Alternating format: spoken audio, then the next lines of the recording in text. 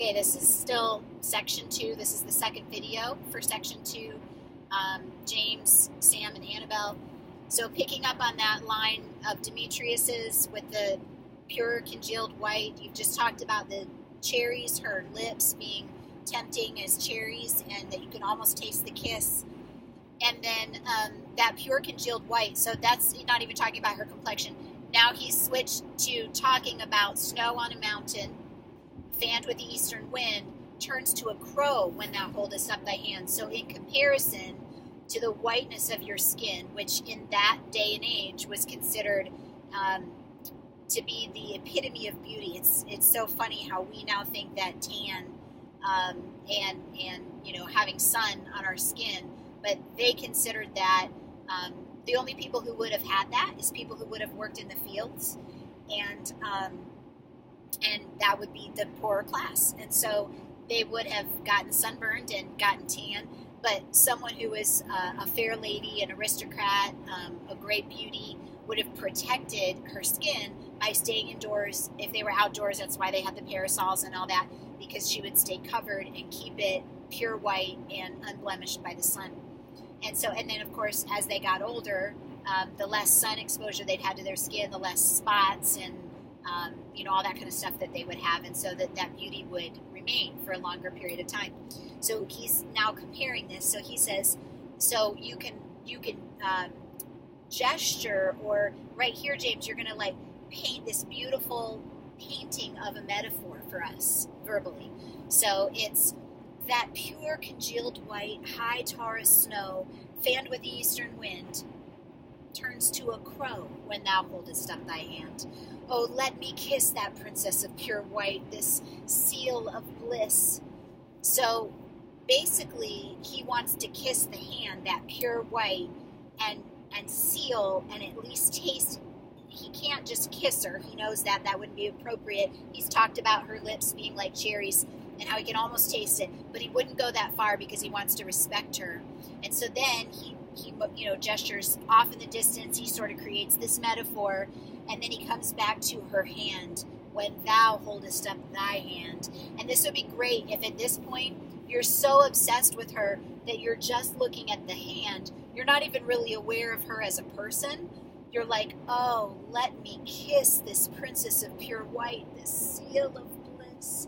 And that makes it funny, because it's like an obsession to where you're just so captivated that even just looking at her hand, a normal everyday thing, is complete bliss. Okay, this is the big funny moment in this whole scene. So you guys really need to work this section until the timing of what Annabelle does. Annabelle, what I know about you, and particularly I would say I saw this be sort of solidified in your process of The Little Mermaid, is that once you kind of hone in on your interpretation and your creative choices, you will do it that way every single time, which is great. Just don't hone in and don't lock it down until it's right and you all know it because you show it to somebody and they laugh, okay? This might be one of those things that you keep just a little bit open-ended until masterclass, and then see how it plays. Try it a certain way, see how it plays, but maybe have a couple options that we can play with, because it's really important that this is the right timing. So try several different things for your co-actors. Oh, spite. Oh, hell. This is ugh. I see you were all bent to set against me for your merriment. If you were civil and knew courtesy, you would not do this. Now you're scolding them to be men, right? Now you go into this. How can you do this to me? I am a lady. You are not to treat me this way. You would not do me thus much injury. Can you not hate me as I know you do? But you must join in souls to mock me too? I know you hate me. I know you're neither one of you are being honest with me. I know you both are in love with somebody else. So now you're also going to mock my pain? If you were men, as men you are in show, some kind of gesture where it's you clearly dress like men, you would not use a gentle lady so. That can be a little more sincere and authentic. in that section. Okay, let me jump over to your guys' script so I'm making sure that I'm following your version. Okay, we worked this really well. I think you guys have got this down, the whole, you are unkind, Demetrius, be not so. This needs to be very, what Mr. Toller would say, very truth. There needs to be truth in this moment. That's what makes it funny. And so I think you were doing that really well. Just keep running it, and I think that'll click in pretty naturally. And here, with all goodwill, with all my heart, in Hermia's love, I yield you up my part. He's being overly generous here. So really play that up, and let's give a good smile, okay? And yours of Helena to me bequeath. And now he's manipulating him. And yours of Helena to me bequeath. And then because you're gesturing to her and talking about her, whom I do love, and you're looking at her. And then as you turn back, the audience can watch. If you do this right, you look at her when you say, whom I do love. And then as your gaze comes back across the audience, we can see the change when he gets, it could be so funny if when your eyes get to the point where she can no longer see them, we as an audience start to see that they shift, and then they get really intense, and maybe nostril flare or whatever you have to do, clenched jaw. By the time you get to him, it is a glare. Okay, that could be really good if we get that moment right.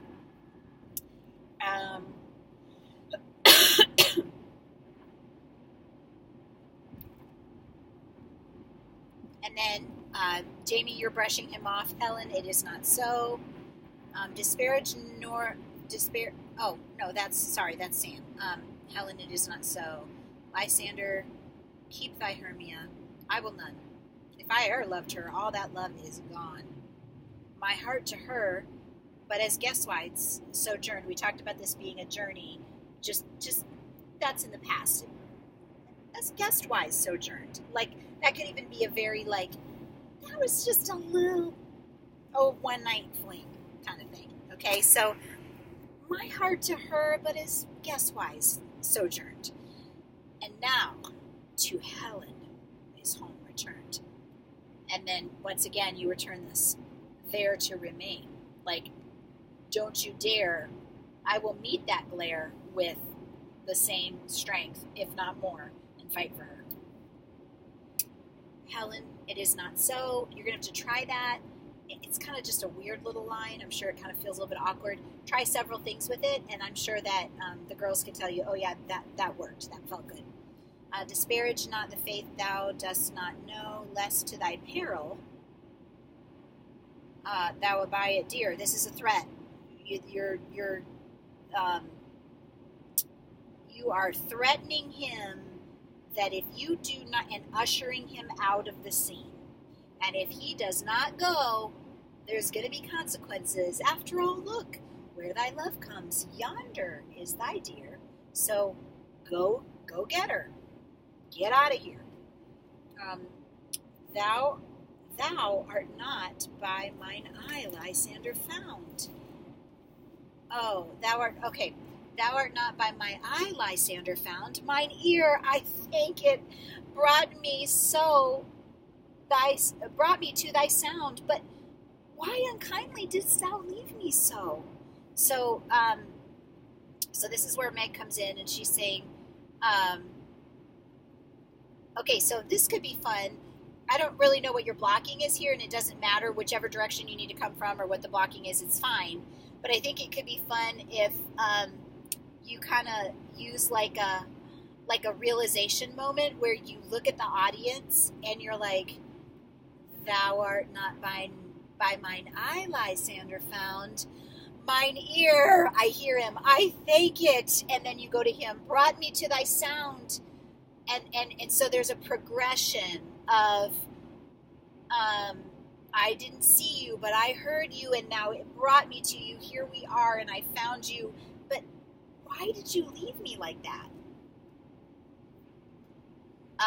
And then this is kind of like under your breath, Sam, and very sarcastic. This is a major jab. Why should he stay? Whom love doth press to go.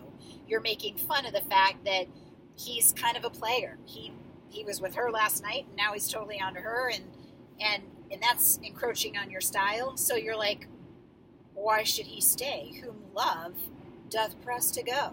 So you've got to emphasize that a little bit, because this is going to be the first time she's hearing that love would take him away from her, and so she's got to kind of start to be like confused. Okay, so what love could press Lysander from my side? Lysander's love that would not let him bide. Now that's like, oh, I'm going to take opportunity here to totally, like, oh, this is going to be great. I'm going to get back at him by making this person that he was with last night really angry at him. Okay, so Lysander's love that would not let him bide. Fair Helena, who more engilds the night than all you fiery O's and eyes of light, why seekest thou me? I could not this make thee know the hate I bear thee, made me leave thee so?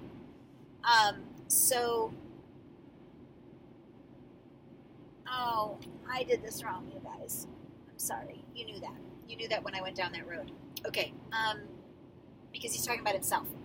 Sorry. Okay, what love could press Lysander from my side? Lysander's love that would not let him bide.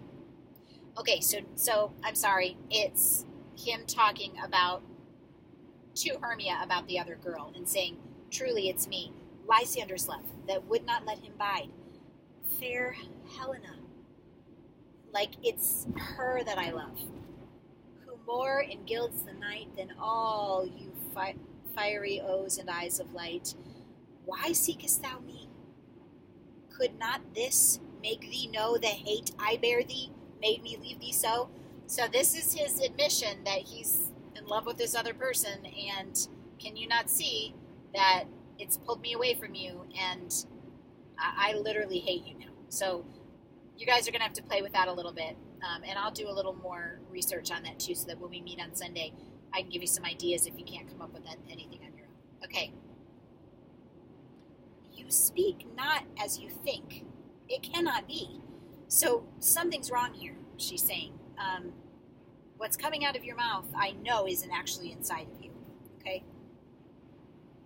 And then, okay, so Annabelle's over here, and she's like, I cannot believe what's happening in front of me.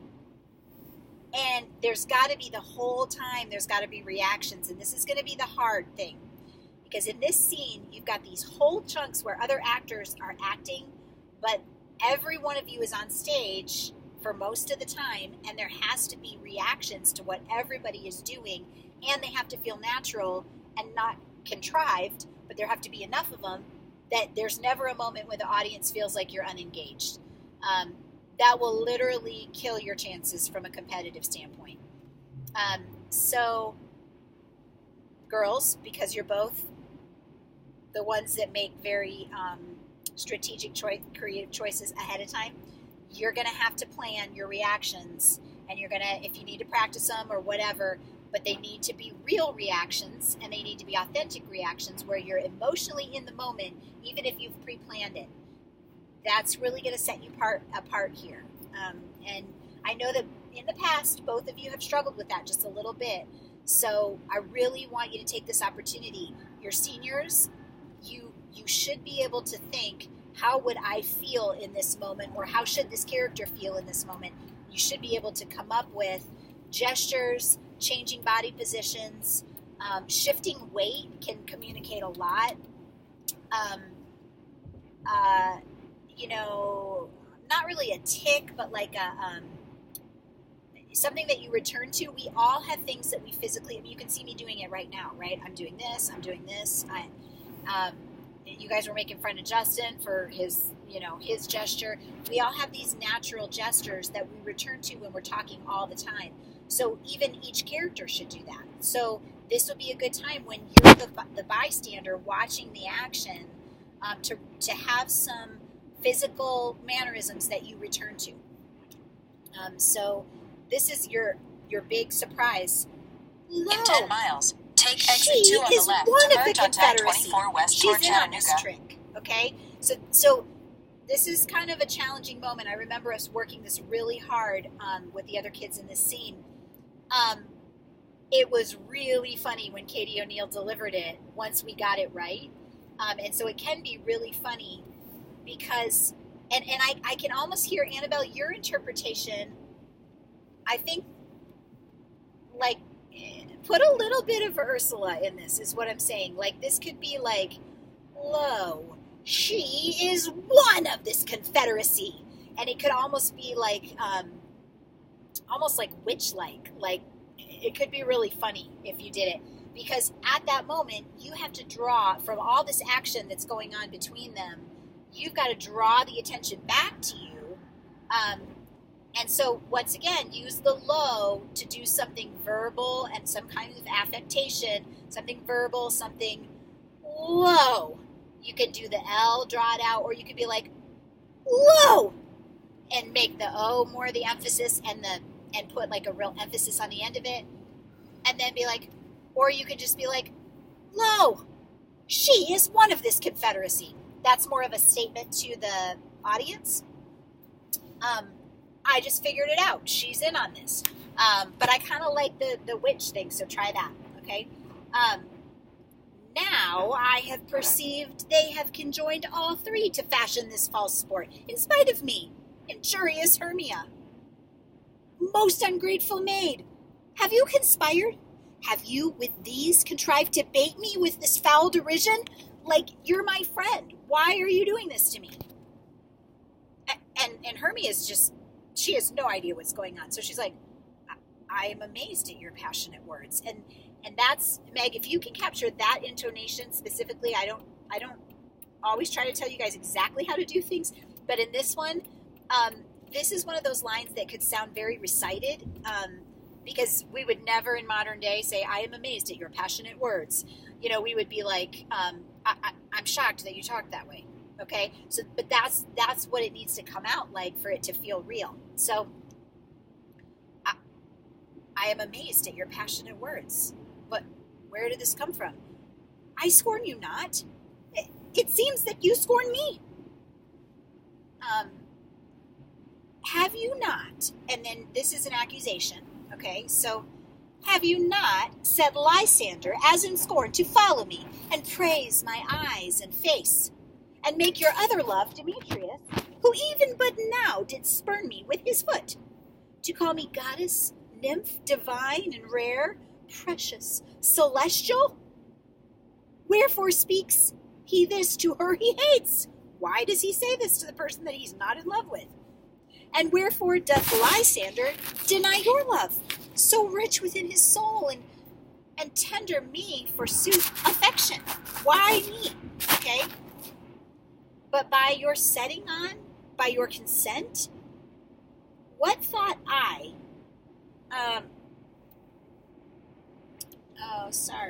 what thought I be not so in grace as you, so hung upon love, so fortunate, but miserable most, to love unloved? I'm going to have to look this up.